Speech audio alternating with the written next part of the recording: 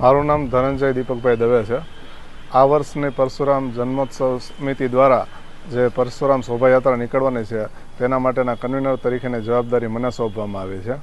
આવનારી 10 મેના દિવસે પરશુરામ જન્મોત્સવ હોય તે નિમિત્તે દર વખતની જેમ વર્ષોથી ચાલતી પરંપરા મુજબ એક શોભાયાત્રા કાઢવામાં આવે છે તથા આવનારા આગલા 10 દિવસ દરમિયાન ત્રિકોણબાગ ખાતે એક પંડાલ નાખી રોજ સાંજે મહાઆરતી તથા આરતી પૂર્ણ થયા બાદ વિવિધ સાંસ્કૃતિક પ્રવૃત્તિઓ મહિલા મંડળ દ્વારા કરવામાં આવે છે અને તેના બાદ અલ્પાહાર ગોઠવવામાં આવ્યો છે।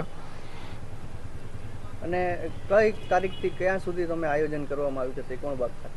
ત્રિકોણબાગ ખાતે તારીખ 1 થી 10 દરમિયાન પંડાલમાં મહાઆરતીનું આયોજન કરવામાં આવ્યું છે તથા 10 તારીખે પરશુરામ જન્મોત્સવ નિમિત્તે શોભાયાત્રાનું આયોજન છે। આ શોભાયાત્રા છે એ પંચનાથ મંદિરેથી સાંજના 4 વાગે શરૂઆત થાય છે ને 7:30ની આડેગાળે પરશુરામ મંદિર ખાતે પહોંચે છે અને 7:30 વાગે પરશુરામ મંદિર ખાતે ભગવાન પરશુરામની મહાઆરતી કરવામાં આવે છે। ત્યારબાદ મહાઆરતી પૂર્ણ થયા બાદ ત્યાં એક મહાપ્રસાદનું આયોજન કરવામાં આવેલું છે।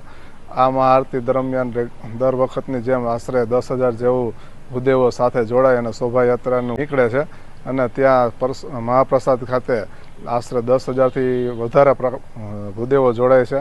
1 થી 10 તારીખ દરમિયાન જે સાંસ્કૃતિક પ્રોગ્રામો રાખવામાં આવ્યા છે તેમાં એક મહાડાયરાનું આયોજન કરવામાં આવ્યું છે તથા તે 10 દિવસ દરમિયાન વિવિધ પેટા જ્ઞાતિઓ દ્વારા બ્રહ્મ સમાજની પેટા જ્ઞાતિઓ દ્વારા તથા વિવિધ સંસ્થાઓ દ્વારા સાંજની મહાઆરતીનો લાભ લેવામાં આવે છે ને તેમના તરફથી મહાઆરતીનો ભાગ લઈ ને પરશુરામ જન્મોત્સવ સમિતિનું ગૌરવ વધારવામાં આવે છે।